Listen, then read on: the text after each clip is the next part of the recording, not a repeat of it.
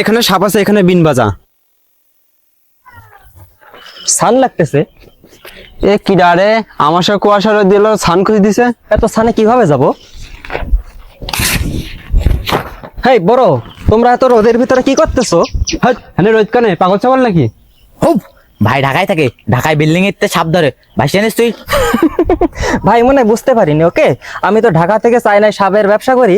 আমি সাপ কেউটি সাপ ঢোড়া সাপ সব গিলি খাই ফেলি, বুঝতে পারছো? ও বাবা, ভাই আপনি তো সেই মাপের লোক। তোমাদের দেখে মনে আছে তোমরা এখানে হাফ ধরতেছো, এরকম হাফ।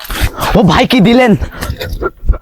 ওটা তো সিম্পল, এখনো তো ওটা মেন খেলা দেখাই নাই। আমি ব্যস্ত আছি, আমার মিটিং আছে, বিকালে দেখা করো আমার সাথে। ওকে ও ভাই ভাই ভাই, আপনি এত বড় মাপের মানুষ, আমি এই জায়গায় 5 দিন ধরে একটা সাপ ধরতে পারছি না ভাই, একটু ধরে দেখা যান ভাই। আচ্ছা, তাহলে এত করে যখন বলতেছো, হ্যাঁ তো কি দা কেন? আচ্ছা, বিনটা আমার কাছে দাও, তোমরা এখানে দাঁড়াও। ওকে, সবাই একটু প্রস্তুত থাকো, সাপ কণ্ঠে বেরো একটু আমাকে বলিও।